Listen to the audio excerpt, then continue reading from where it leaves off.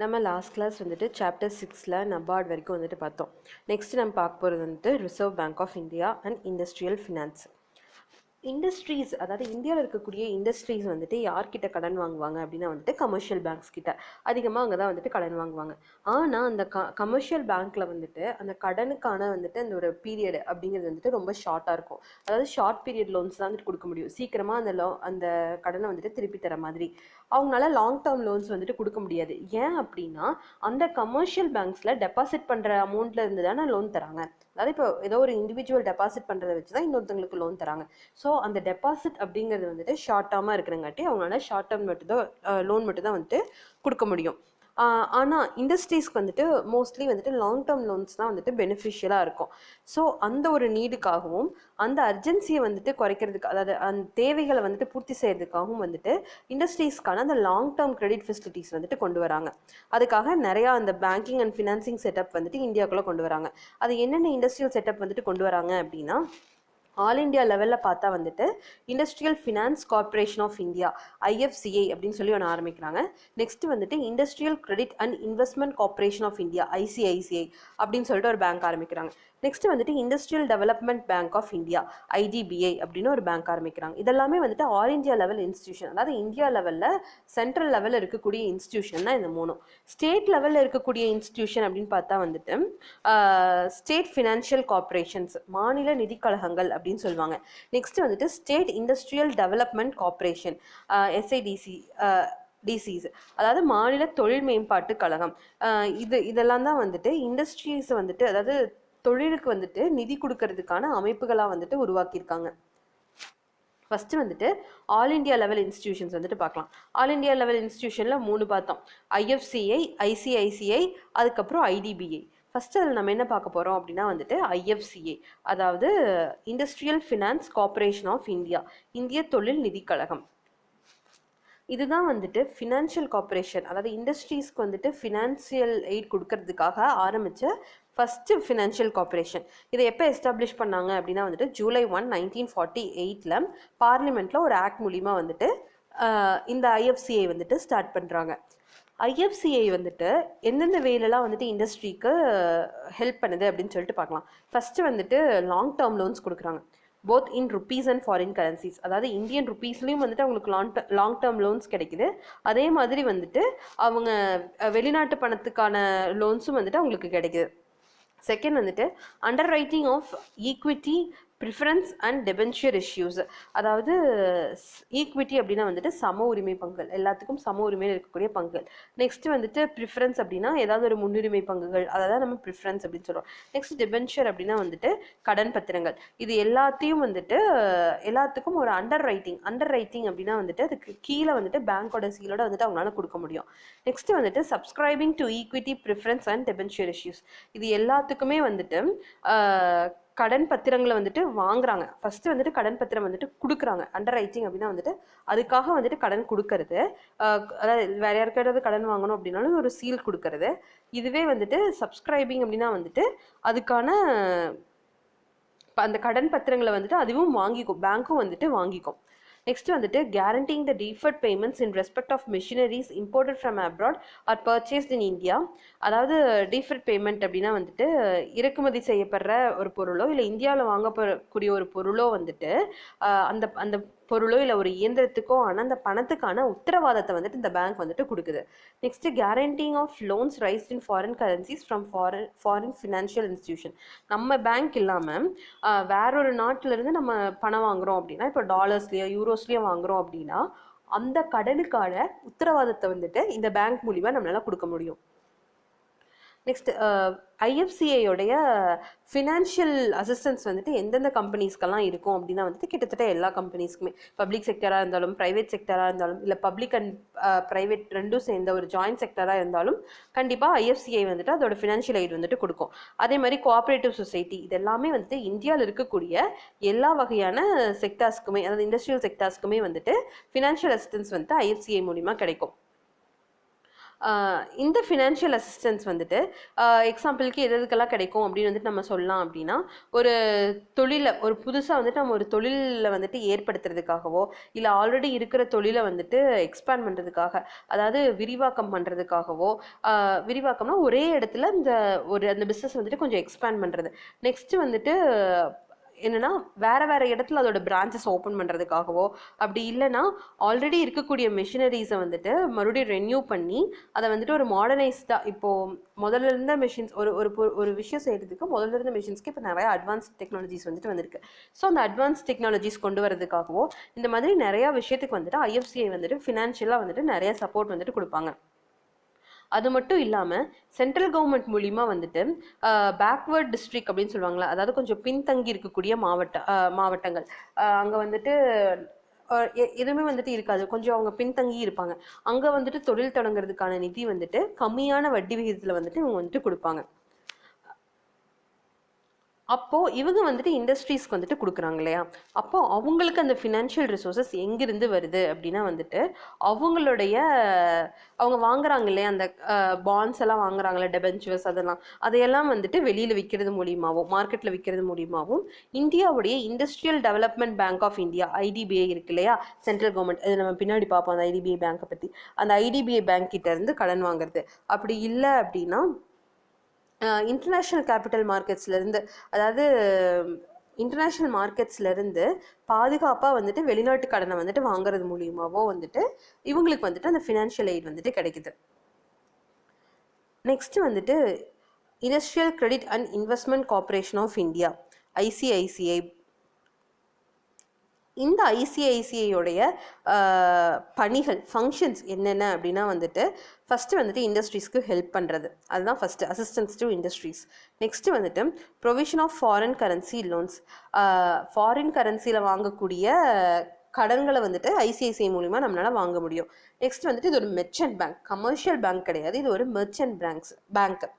Next வந்துட்டு letter of credit அப்படின்னா வந்துட்டு அவங்க பணத்துக்கு வந்துட்டு ஒரு உத்தரவாதம் கொடுத்து எழுதி கொடுக்கறது. இப்போ நம்ம போய் வேற எங்கேயாவது போய் கடன் வாங்கணும் அப்படின்னா ஐசிஐசிஐ பேங்க்ல வந்துட்டு லெட்டர் ஆஃப் கிரெடிட் வந்துட்டு வாங்கிட்டு போகலாம். ஒருவேளை அந்த பர்சன்னால வந்துட்டு அந்த பணத்தை கட்ட முடியல, அந்த கடனை அடைக்க முடியல அப்படின்னா ஐசிஐசிஐ பேங்க் தான் அதை அடைக்கணும். அந்த மாதிரியான ஒரு இதெல்லாம் இருக்கும்.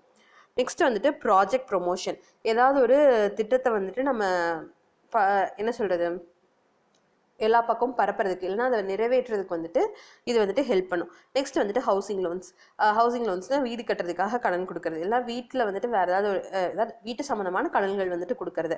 நெக்ஸ்ட் வந்துட்டு லீசிங் ஆப்ரேஷன், அந்த குத்தகைக்கெல்லாம் விடுவாங்க இல்லையா, அந்த மாதிரி லீசிங் குத்தகை அப்படின்னா மோஸ்ட்லி இங்கே தோட்டம் இண்டஸ்ட்ரியும் குத்தகைக்கெல்லாம் விடுவாங்க. ஸோ அந்த மாதிரி லீஸ் விடுறதுக்கான அந்த ப்ராசஸ்க்கும் வந்துட்டு ஐசிஐசிஐ வந்துட்டு ஹெல்ப் பண்ணும். இந்த ஐசிஐசிஐ பேங்க் எப்போ செட் பண்ணாங்க அப்படின்னா வந்துட்டு 5th January 1955 இந்த ஜாயிண்ட் ஸ்டாக் கம்பெனி வந்துட்டு யார் மூலியமா வந்துட்டு நிறுவப்பட்டுச்சு அப்படின்னா வந்துட்டு 3 men மிஷன் அப்படின்னு சொல்லுவாங்க. அதாவது 3 பேர் சேர்ந்து அவங்க பரிந்துரையினால வந்துட்டு இந்த ஐசிஐசிஐ பேங்க் வந்துட்டு ஸ்டார்ட் பண்ணாங்க. அந்த 3 பேர் யார் அப்படின்னா வந்துட்டு world bank, government of USA and government of India, இவங்க 3 பேரும் சேர்ந்து தான் வந்துட்டு இந்த ஐசிஐசிஐ பேங்க்கை வந்துட்டு அதாவது ஐசிஐசிஐ பேங்க் அப்படின்னு ஒன்று ஆரம்பிக்கணும் அப்படிங்கிற ஒரு மைண்ட் செல் வந்துட்டு அங்கேருந்து தான் வந்துட்டு வந்துச்சு. நெக்ஸ்ட்டு வந்துட்டு இந்த இன்ஸ்டியூஷன், அதாவது ஐசிஐசிஐ பேங்க்குடைய முக்கியமான பர்பஸ் என்ன அப்படின்னா வந்துட்டு வேர்ல்டு பேங்க்கில் இருக்கக்கூடிய ஃபண்ட்ஸை வந்துட்டு இந்தியாவில் இருக்கக்கூடிய இண்டஸ்ட்ரீஸ்க்கு வந்துட்டு கொண்டு வந்து சேர்க்குறதா வந்துட்டு இந்த ஐசிஐசிஐ பேங்க்குடைய ஃபஸ்ட்டு ஒன்று இது. அதே மாதிரி கேபிட்டல் மார்க்கெட்டை வந்துட்டு இன்னும் கொஞ்சம் ஸ்ட்ராங் ஆக்குறது. நம்ம இந்தியா வந்துட்டு மிக்ஸ்ட் எக்கானமி, ஸோ இங்கே கேபிட்டல் மார்க்கெட்டும் இருக்கும்.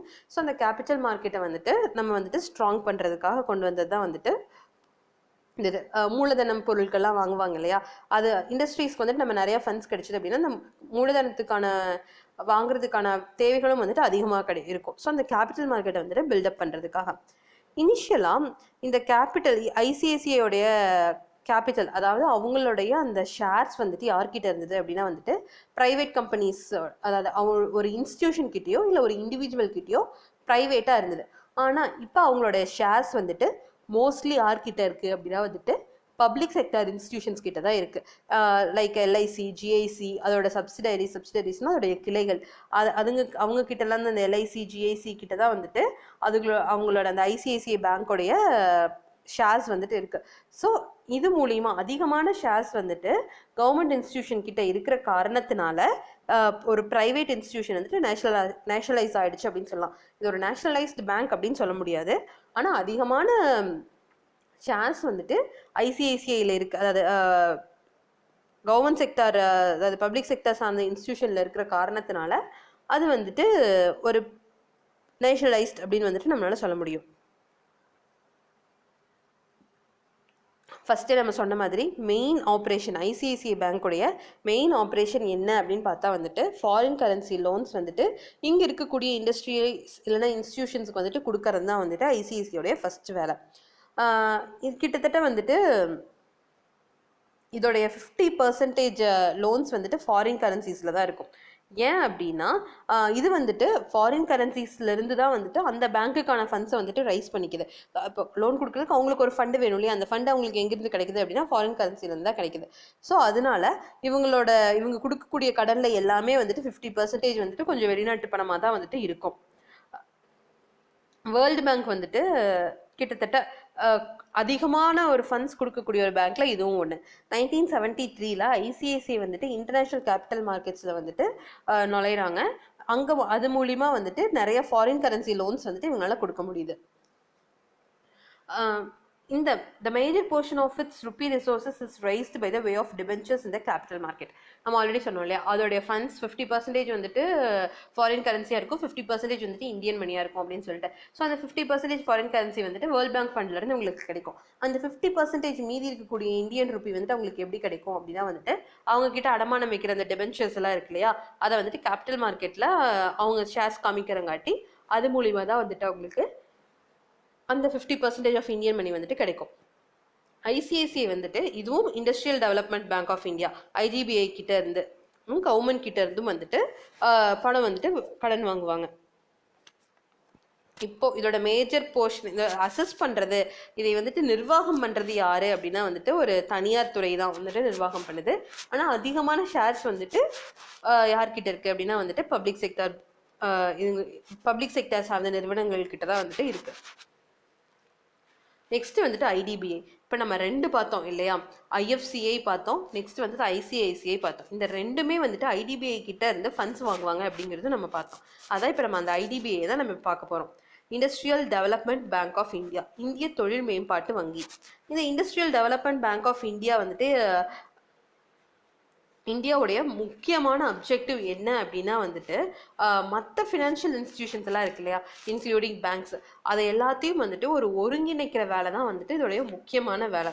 இந்த டெவலப்மெண்ட் பேங்க் வந்துட்டு எப்போ ஆரம்பிச்சாங்க அப்படின்னா வந்துட்டு February 15, 1976 வரைக்கும், ஆரம்பிச்சது எப்போன்னு தெரியல, February 15, 1976 வரைக்கும் ரிசர்வ் பேங்க் ஆஃப் இந்தியாவுக்கு கீழே தான் வந்துட்டு இந்த ஐடிபிஐ பேங்க் வந்துட்டு இருக்கு. ஆனால் February 15, 1976 அப்புறம், அதாவது February 16, 1976 இது ஒரு அட்டானமஸ் கார்பரேஷன் அப்படின்னா வந்துட்டு சொந்தமாக தன்னாட்சி செய்யக்கூடிய ஒரு விஷயம்தான். அட்டானமஸ் அப்படின்னா வந்துட்டு தன்னாட்சி, அவங்களே ஆட்சி செஞ்சுக்கிறது, அதுதான் அட்டானமஸ். ஸோ ஆர்பிஐ கிட்ட இருந்து பிரிஞ்சு தனியாக வந்து அது ஒரு அட்டானமஸ் கார்பரேஷனாக வந்துட்டு ஆகுது. இதை வந்துட்டு கம்ப்ளீட்டாக ஓன் பண்ணுறது யாரு அப்படின்னா வந்துட்டு கவர்மெண்ட் ஆஃப் இந்தியா தான். அதோட ஷேர்ஸ் எல்லாமே கம்ப்ளீட்டாக கவர்மெண்ட் ஆஃப் இந்தியா கிட்ட தான் இருக்குது. நெக்ஸ்ட் வந்துட்டு functions of IDBI. Functions of IDBI அப்படின்னு பார்த்தா வந்துட்டு அதை ரெண்டு குரூப்பாக நம்மளால பிரிக்க முடியும். ஃபர்ஸ்ட் வந்துட்டு assistance to other financial institution, second one வந்துட்டு direct assistance to industrial concern either on its own or in participation with other institution. So நம்ம ஃபர்ஸ்ட் அப்ஜெக்டிவ்ஸ் என்ன பார்த்தோம், ஐடிபிஐக்கு எல்லா பேங்க்கையும் வந்துட்டு ஒருங்கிணைக்கிறது தான் வந்துட்டு இதோடைய ஃபர்ஸ்ட் அப்ஜெக்டிவ். ஸோ இதோடைய ஃபங்க்ஷன்ஸும் வந்துட்டு ரெண்டு குரூப்பாக பிரிக்கலாம். ஃபர்ஸ்ட் ஒன் வந்துட்டு ஃபினான்ஷியல் இன்ஸ்டிடியூஷன், மற்ற ஃபினான்ஷியல் இன்ஸ்டிடியூஷனை வந்துட்டு நிர்வகிக்கிறது. செகண்ட் வந்துட்டு இண்டஸ்ட்ரீஸ்க்கு தேவையான கடன்கள் கொடுக்கறது, நேரடியாகவோ இல்லை மற்ற நிறுவனங்கள் கூட சேர்ந்தோ வந்துட்டு கடன் கொடுக்கறது தான் வந்துட்டு இதோடைய செகண்ட் ஃபங்க்ஷன். ஐடிபிஐ வந்துட்டு இண்டஸ்ட்ரியல் கன்சர்ன்ஸ்க்கு ஐஎஃப்சி மூலியமாவோ இல்லை எஸ்எஃப்சி மூலியமாவோ இல்லை மற்ற ஃபினான்ஷியல் இன்ஸ்டிடியூஷன் மூலியமாவோ வந்துட்டு கவர்மெண்ட்டுக்கு நோட்டிஃபை கொடுத்து மற்ற பேங்க்ஸ் மூலிமா, ஷெட்யூல்டு பேங்க்ஸ் இல்லைனா ஸ்டேட் கோஆப்ரேட்டிவ் பேங்க்ஸ் மூலிமா வந்துட்டு நிறையா கடன் வந்துட்டு, அதாவது நிறையா டைப்ஸ் ஆஃப் லோன்ஸ் வந்துட்டு கொடுப்பாங்க. ஐடிபிஐயோடைய ஸ்பெஷல் ஃபியூச்சர் அப்படின்னா வந்துட்டு அதோடைய ஸ்பெஷல் ஃபண்ட். அந்த ஸ்பெஷல் ஃபண்ட் வந்துட்டு எங்கேருந்து கிரியேட் ஆகுது அப்படின்னா வந்துட்டு டெவலப்மெண்ட் அசிஸ்டன்ட் ஃபண்டு. இந்த ஃபண்டு வந்துட்டு இண்டஸ்ட்ரியோடைய டெவலப்மெண்ட்டுக்காக, அதாவது பயங்கரமாக இன்வெஸ்ட் பண்ண, அதாவது நிறைய இன்வெஸ்ட் பண்ணணும், ஆனால் அந்த இன்வெஸ்ட்மெண்ட்டை வந்துட்டு பேங்க்கு கடனாக திருப்பி தரணும் இல்லையா, அப்போ அவங்களால கொஞ்சம் கொஞ்சமாக தான் திருப்பி தர முடியும். அப்படின்னா வந்துட்டு அவங்க வந்துட்டு இந்த ஸ்பெஷல் ஃபண்ட்லேருந்து எடுத்து தருவாங்க, அதாவது டெவலப்மெண்ட் அசிஸ்டன்ஸ் ஃபண்ட். இப்போ ஒரு 100 கோடி 150 கோடி கொடுக்குறாங்க அப்படின்னா அவங்களால அதில் கொஞ்சம் கொஞ்சமாக, அதில் ஒரு 5% 2% தான் அவங்களால ரெகுலராக திருப்பி கட்ட முடியும். அப்படிங்கிற மாதிரி லாங் டேர்ம் லோனாக இருந்தாலும் அந்த திருப்பி கட்டக்கூடிய அந்த அமௌண்ட் வந்துட்டு ரொம்பவே கம்மியாக இருந்துச்சு அப்படின்னா, அதாவது low anticipated rate of return. ஆன்டிசிபேட்டட்னா ரொம்ப குறைவா, அதாவது திருப்பி தரக்கூடிய அந்த திருப்பி தரக்கூடிய வழிகள் வந்துட்டு ரொம்பவே கம்மியாக இருந்துச்சு அப்படின்னா வந்துட்டு இந்த டெவலப்மெண்ட் அசிஸ்டன்ட் ஃபண்ட், அதான் இந்த ஸ்பெஷல் ஃபண்ட்லேருந்து எடுத்து தருவாங்க. இந்த மாதிரியான இண்டஸ்ட்ரீஸ் வந்துட்டு நார்மலான ஒரு இதில் வந்துட்டு நார்மலாக நம்ம போய் ஐடிபிஐயில் வந்துட்டு இந்த மாதிரியான ஒரு லோன் வந்துட்டு வாங்க முடியாது. அதுக்குன்னு ஒரு சில தகுதிகள்லாம் வேணும் அந்த இண்டஸ்ட்ரீஸ்க்கு. அந்த மாதிரி இருந்தது அப்படின்னா இந்த ஸ்பெஷல் ஃபண்ட்லேருந்து அவங்களுக்கு தருவாங்க. மற்றதெல்லாம் பார்த்தா வந்துட்டு ஐடிபிஐ வந்துட்டு என்ன பண்ணுறாங்க அப்படின்னா எக்ஸ்போர்ட்ஸ். இந்த எக்ஸ்போர்ட்ஸ் வந்துட்டு ஐடிபிஐ வந்துட்டு பார்த்துட்டு இருக்காங்க. எப்போ வரைக்கும் அப்படின்னா எக்ஸிம் பேங்க் அப்படின்னு சொல்லிட்டு March 1982 ஒரு பேங்க் ஸ்டார்ட் பண்ணுற வரைக்கும் அந்த எக்ஸ்போர்ட் ரிலேட்டட் ஃபினான்சிங் குவாரிஸ் எல்லாமே வந்துட்டு பார்த்துட்டு இருந்தது ஐடிபிஐ தான். அதுக்கப்புறம் வந்துட்டு எக்ஸிம் பேங்க் வந்துட்டு டேக் ஓவர் பண்ணிட்டாங்க March 1982க்கு மேலே.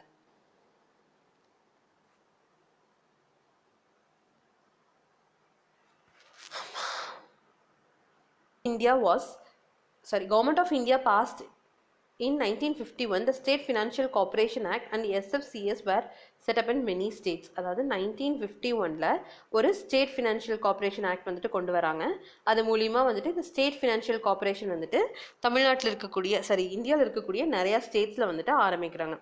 இந்த எஸ்எஃப்சிஎஸோடைய முக்கியமான நோக்கம் என்னன்னா வந்துட்டு அந்த ஸ்மால் ஸ்கேல் இண்டஸ்ட்ரி, அதாவது ஸ்மால் லெவல் இல்லை மீடியம் லெவலில் இருக்கக்கூடிய இந்த இண்டஸ்ட்ரியல் யூனிட்ஸ்க்கு, குறிப்பிட்ட ஸ்டேட்ஸ்குள்ள இருக்கக்கூடிய இண்டஸ்ட்ரியல் யூனிட்ஸ்க்கு வந்துட்டு நிதி உதவி செய்யறதா வந்துட்டு இந்த எஸ்எஃப்சியோடைய முக்கியமான வேலை. சம் கேசஸில் சில சமயங்களில் வந்துட்டு நெய்பரிங் ஸ்டேட்ஸ், பக்கத்து ஸ்டேட்டுக்கும் கூட வந்துட்டு இந்த எஸ்எஃப்சிஎஸ் மூலிமா வந்துட்டு லோன்ஸ் வந்துட்டு கொடுப்பாங்க. இந்த எஸ்எஃப்சிஸ் வந்துட்டு எப்படி லோன்ஸ் கொடுக்குறாங்க அப்படின்னா வந்துட்டு அதே மாதிரி தான் நம்ம ஆல்ரெடி முன்னாடி பார்த்த மாதிரியே தான் வந்துட்டு 1 crore அளவுக்கு முதலீடு இருக்கக்கூடிய அந்த ஒரு கம்பெனிஸ்க்கு, இண்டஸ்ட்ரீஸ்க்கு வந்துட்டு எஸ்எஃப்சிஸ் வந்துட்டு லோன் கொடுக்குறாங்க. இப்படி 1 கோடி முதலீடு இருக்கக்கூடிய அந்த கம்பெனிஸ்க்கு எவ்வளோ சதவீதம் வந்துட்டு லோன்ஸ் தராங்க அப்படின்னா வந்துட்டு 60 lakhs மதிப்பில் வந்துட்டு லோன்ஸ் தராங்க. இதே மாதிரி இவங்களுக்கு அந்த லோன்ஸ் கொடுக்கறதுக்கு வந்துட்டு அமௌண்ட் வந்துட்டு எங்கேருந்து கிடைக்கும் அப்படின்னா வந்துட்டு ஐடிபிஐ கிட்டேருந்து வாங்குறாங்க. ஐடிபிஐக்கு அப்புறம் ஐடிபிஐ இல்லாமல் வேறு யார்கிட்டேருந்து வாங்குறாங்க அப்படின்னா ஆர்பிஐ கிட்ட வந்துட்டு ஐடிபிஐ கிட்டேருந்து, இல்லைனா கடன் வாங்கும்பொழுது வாங்கின அந்த டெபென்ச்சர், பாரோயிங் திங்ஸ் அதெல்லாத்தையும் வச்சுட்டு அந்த பாண்ட்ஸ் எல்லாம் வச்சு வந்துட்டு ஆர்பிஐட்ட காமிச்சு ஆர்பிஐ கிட்டேருந்து பணம் வாங்குறாங்க. நெக்ஸ்ட் வந்துட்டு state industrial development corporation. The Industrial Development Corporation have been set up by the state governments and they are wholly owned by them. இந்த சிட்கோ, அதாவது ஸ்டேட் இண்டஸ்ட்ரியல் டெவலப்மெண்ட் கார்பரேஷன், இந்த வந்துட்டு யார் ஹோலாக அதோடைய ஷேர்ஸ் வந்துட்டு வச்சிருக்கா அப்படின்னா வந்துட்டு ஸ்டேட் கவர்மெண்ட் கிட்ட தான் வந்துட்டு இந்த ஷேர் வந்துட்டு இருக்கு. கிட்டத்தட்ட இது வந்துட்டு ஒரு ஃபினான்சிங் ஏஜென்சி மட்டும் கிடையாது. அந்த ஒரு குறிப்பிட்ட இடத்துல, இந்த குறிப்பிட்ட ஸ்டேட்டில் அந்த இண்டஸ்ட்ரியலைசேஷனை வந்துட்டு இம்ப்ரூவ் பண்ணுறதுக்காக, அதாவது பூஸ்டப் பண்ணுறதுக்கான ஒரு விஷயம் தான் வந்துட்டு இந்த சிட்கோ. இது வெறும் வந்துட்டு ஒரு ஃபினான்ஷியல் அசிஸ்டன்ஸ் மட்டும் கொடுக்க போகிறது கிடையாது, இண்டஸ்ட்ரியலைசேஷனையும் இம்ப்ரூவ் பண்ணுறதுக்கு ஹெல்ப் பண்ணும். SIDCO provide financial assistance to industrial concerns by way of loans, guarantees, underwriting of or direct subscription to shares and debentures. இதுவும் அதே மாதிரி தான். லோன்ஸ் எதுக்கு கொடுப்பாங்க அப்படின்னா ஒரு கேரண்டியாவோ இல்லை ஒரு அண்டர் ரைட்டிங்காவோ அந்த ஷேர் டெபென்ச்சர்ஸ்க்கெல்லாம் வந்துட்டு அந்த இன்னொருத்தவங்களுடைய ஷேருக்கான கடனுக்கு வந்துட்டு ஒரு கேரண்டியோ இல்லை அண்டர் ரைட்டிங்கோ வந்துட்டு இவங்க கொடுப்பாங்க. இது போக அவங்க நிறைய ப்ரொமோஷனல் ஆக்டிவிட்டீஸும் வந்துட்டு எடுத்துக்கிறாங்க. என்ன அப்படின்னா வந்துட்டு நிறைய சர்வீஸ் கண்டக்ட் பண்ணுறாங்க, புது ப்ராஜெக்ட் வந்துட்டு உருவாக்குறாங்க. அதே மாதிரி இதை பற்றி பேங்கிங்கை பற்றி படிக்கிறதுக்கான நிறைய ஸ்டடீஸை வந்துட்டு ரொம்பவே வந்துட்டு கம்ஃபர்டபுளாக மாற்றி தராங்க. நிறைய ஆண்டர்பிரினர்ஸை வந்துட்டு சூஸ் பண்ணி செலக்ட் பண்ணி அவங்களுக்கு தொழிலும் கற்றுத்தராங்க. இந்த மாதிரி நிறைய விஷயங்கள் நம்ம ஆல்ரெடி பார்த்தோம். இது வந்துட்டு வெறும் ஃபினான்ஷியல் அசிஸ்டன்ஸ் மட்டும் கொடுக்க போகிறது கிடையாது, இண்டஸ்ட்ரியலைசேஷனை பூஸ்ட் பண்ணுறதுக்கு. ஸோ பணம் கொடுத்தா மட்டும் இண்டஸ்ட்ரியலைசேஷன் நடக்காது. அது போக வந்துட்டு இவங்க நிறைய ப்ரொமோஷனல் ஆக்டிவிட்டீஸ், நிறைய புது புது ப்ராஜெக்ட்ஸ் எல்லாம் கண்டுபிடிச்சி ஆண்டர்பிரினர்ஸை கண்டுபிடிச்சி அவங்களுக்கு தொழில் சொல்லித்தரது, அவங்களுக்கு தொழிலை ஹெல்ப் பண்ணுறது, இந்த மாதிரி நிறைய விஷயங்கள் வந்துட்டு இந்த SIDCO வந்துட்டு செய்கிறாங்க. இவங்க வெறும் ஆண்டர்பிரினர்ஸ்க்கு மட்டும் கிடையாது, ஜாயின்ட் செக்டர் ப்ராஜெக்ட்லையும் வந்துட்டு இவங்க நிறையவே வந்துட்டு ஹெல்ப் பண்ணுறாங்க. ப்ரைவேட் ப்ரொமோட்டர் ஆகட்டும், இல்லை வேறு ஏதாவது ஒரு டைப் ஆஃப் ப்ராஜெக்ட்ஸாக இருந்தாலும் சரி, பப்ளிக் ப்ராஜெக்டாக இருந்தாலும் சரி, ப்ரைவேட் ப்ராஜெக்டாக இருந்தாலும் சரி, ஜாயின்ட் செக்டராக இருந்தாலும் சரி, இவங்க வந்துட்டு அதுக்கு ஹெல்ப் பண்ணுறாங்க. கிட்டத்தட்ட சிட்கோ வந்துட்டு 26% ஆஃப் ஒரு இதை வந்துட்டு எடுத்துக்கிறாங்க. நெக்ஸ்ட் வந்துட்டு ப்ரைவேட் கோ ப்ரொமோட்டர்ஸ் வந்துட்டு 25% ஆஃப் ஈக்விட்டி வந்துட்டு எடுத்துக்கிறாங்க. மற்றது தான் வந்துட்டு இந்த இன்வெஸ்டிங் பப்ளிக் வந்துட்டு போகுது. அதாவது இண்டஸ்ட்ரியை வந்துட்டு ப்ரொமோட் பண்ணுறதுல 26% ஷேர் வந்துட்டு சிட்கோ கிட்டையும் 25 வந்துட்டு ப்ரைவேட் கோ ப்ரொமோட்டர் கிட்டையும் வந்துட்டு இருக்குது. இந்த SIDCO வந்துட்டு இண்டஸ்ட்ரியல் ஏரியாஸில் டெவலப்மெண்ட் வந்துட்டு இம்ப்ரூவ் பண்ணுறதுக்காக ஹெல்ப் பண்ணுது. அங்கே வந்துட்டு தேவையான எல்லா வகையான இன்ஃப்ராஸ்ட்ரக்சரல் ஃபெசிலிட்டிஸ், புது புது விஷயங்கள், அதாவது மாடர்னைசேஷனான இண்டஸ்ட்ரீஸ், அதாவது மிஷின்ஸ், அந்த மாதிரி எல்லாமே வந்துட்டு கொடுக்குறாங்க. அதே மாதிரி மற்ற ஸ்டேட்டில் என்னென்ன ஸ்கீம்ஸ் கொண்டு வராங்க, இண்டஸ்ட்ரியை டெவலப் பண்ணுறதுக்காக என்னென்ன இன்சென்டிவ் ஸ்கீம்ஸ் வந்துட்டு கொண்டு வராங்க. இன்சென்டிவ்ஸ் அப்படின்னா கொஞ்சம் இப்போ ஒரு இண்டஸ்ட்ரி வந்துட்டு நல்லா டெவலப் ஆகிட்டு இருக்கு அப்படின்னா உங்களுக்கு வந்துட்டு இன்சென்டிவ்ஸ், போனஸ் கொடுக்குற மாதிரி. ஸோ அந்த மாதிரி என்னென்ன ஸ்கீம்ஸ் எல்லாம் கொண்டு வராங்க எல்லாத்தையும் வந்துட்டு ஃபாலோ பண்ணுவாங்க. இவங்களும் வந்துட்டு யாருக்கிட்ட இருந்து ஃபண்டு வாங்குவாங்க அப்படின்னா வந்துட்டு IDBI கிட்ட இருந்து தான். அதே மாதிரி இவங்க பாண்ட்ஸ், மற்ற டெபாசிட்ஸ் எல்லாத்தையும் வந்துட்டு காமிச்சு அது மூலியமாகவும் வந்துட்டு கடன் வாங்குவாங்க. ஸோ நம்ம இது வரைக்கும் பார்த்த எல்லாமே IFCI ஆகட்டும், அதாவது industrial finance corporation of India, all India லெவலில் பார்த்தோம் இல்லையா, அது industrial credit and investment corporation of India ICICI, இதெல்லாமே all India level. Next state லெவலில் பார்த்தா SFC, ஸ்டேட் ஃபினான்ஷியல் கார்பரேஷன், இப்போ SIDC, state industrial development corporation. இந்த நாலுமே அவங்களுக்கு தேவையான ஃபண்ட்ஸை எங்கிருந்து வாங்குவாங்க அப்படின்னா வந்துட்டு IDBI, அந்த மாதிரி IDBI பேங்க்ல இருந்து தான். ICICI வந்துட்டு பாதி 50% வந்துட்டு இந்தியன் மணி, 50% வந்துட்டு ஃபாரின் கரன்சி. ICICIக்கு ஃபாரின் கரன்சி வந்துட்டு வேர்ல்ட் பேங்க்ல இருந்து வந்துடும். இல்லைனா வேறு ஏதாவது இன்டர்நேஷனல் கேபிட்டல் மார்க்கெட் மூலியமாக இருந்துட்டு அவங்க ஃபாரின் கரன்சி வாங்கிக்குவாங்க. இந்த 50% ஆஃப் இந்தியன் கரன்சி வந்துட்டு எங்கிருந்து கிடைக்கும் ICICIக்கு அப்படின்னா வந்துட்டு partially from government of India and partially from IDBI. முதல்ல IDBI will give சப்போர்ட். அதாவது நம்ம ஆல்ரெடி பார்த்த மாதிரி இட் ஆர்கனைசஸ் எல்லா பேங்க்கையும், ஃபினான்ஷியல் இன்ஸ்டிடியூஷனையும் ஒருங்கிணைக்கிறது தான் IDBIயோட வேலை. ஸோ IDBI வந்துட்டு எல்லாத்துக்குமே வந்துட்டு ஒரு ஃபினான்ஷியல் எய்டாக, எல்லா பேங்க்குக்குமே வந்துட்டு ஒரு ஃபினான்ஷியல் எய்டாக வந்துட்டு இருக்கு.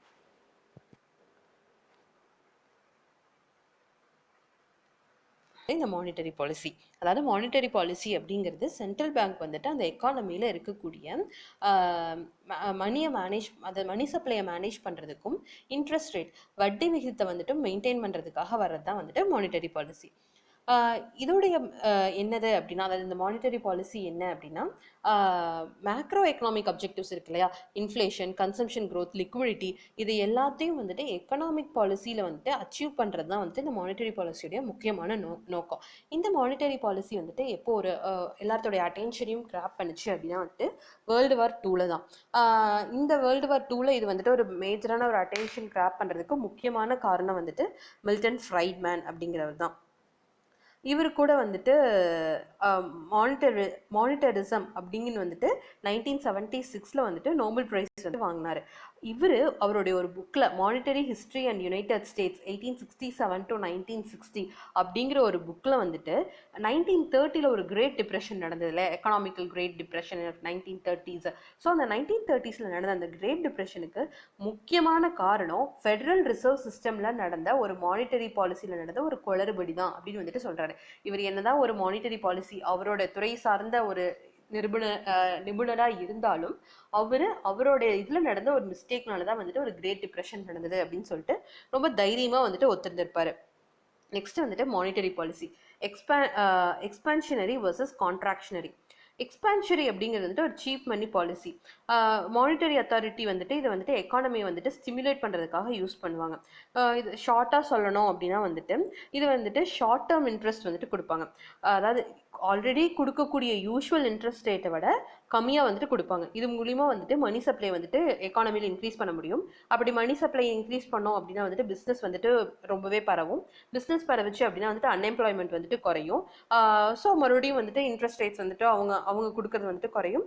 இது மூலிமா வந்துட்டு பிஸ்னஸ் வந்துட்டு எக்ஸ்பேண்ட் ஆகும். இந்த மாதிரி ஒரு சர்க்குலர் மோஷனில் நடந்துகிட்டே இருக்கும். இது மூலிமா என்ன ஆகும் அப்படின்னா வந்துட்டு எம்ப்ளாய்மெண்ட் அதிகமாக டிமாண்ட் அதிகமாகும் இல்லையா? ஸோ டிமாண்ட் அதிகமாகும் பொழுது நிறைய கூட்ஸ் அண்ட் சர்வீசஸ் வந்துட்டு ஒரு எக்கானமியில் ப்ரொடியூஸ் ஆகும்.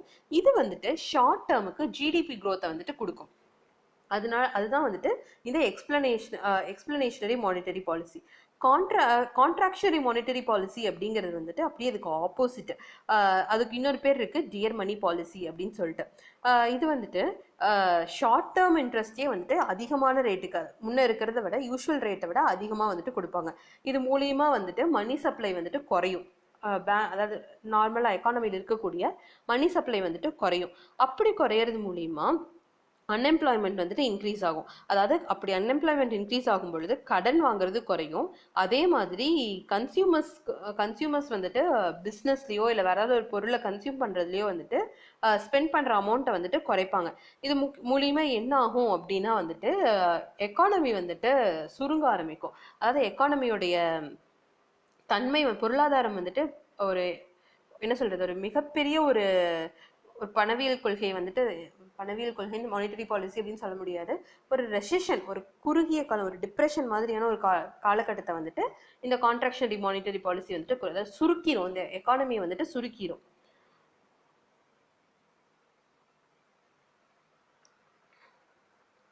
இப்போ 2 phases ஆஃப் மானிட்டரி பாலிசி. அதாவது ஒரு மானிட்டரி பாலிசிக்கு 2 ஃபேஸ் இருக்குது. அதில் ஃபஸ்ட்டு ஃபேஸ் வந்துட்டு இன்ஃப்ளேஷனில் வந்துட்டு, அதாவது எக்ஸ்பான்ஷனரி மானிட்டரி பாலிசியில் பாரோயிங் வந்துட்டு ரொம்பவே ஈஸி. கன்சியூமர்ஸ் நிறையா வாங்குவாங்க, ஏன்னா நிறைய எம்ப்ளாய்மெண்ட் இருக்கும். பிஸ்னஸ் வந்துட்டு விரிவடையும்.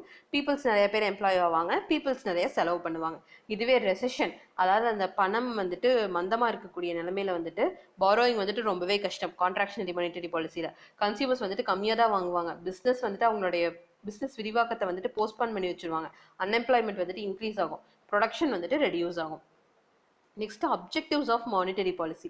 ஒரு டெவலப்டு கண்ட்ரீஸில் மானிட்டரி பாலிசிஸோடைய ஒரு அப்ஜெக்டிவ் அப்படின்னு பார்த்தா வந்துட்டு அங்கே இருக்கக்கூடிய அந்த எக்கானமியோட ஈக்குவலிபிரியமை வந்துட்டு ஸ்டெபிலைஸ் பண்ணி ப்ராப்பராக மெயின்டைன் பண்ணுறது தான் வந்துட்டு மானிட்டரி பாலிசியோடைய ஒரு அப்ஜெக்டிவாக இருக்கும். ஆனால் அண்டர் டெவலப்டு கண்ட்ரீஸில் மானிட்டரி பாலிசியோடைய ஒரு ரெக்குவயர்மெண்ட், அதாவது அப்ஜெக்டிவ் என்ன அப்படின்னா வந்துட்டு அந்த எக்கானமி இப்போ இருக்குது, அந்த எக்கானமி அண்டர் டெவலப்டாக இருக்குது.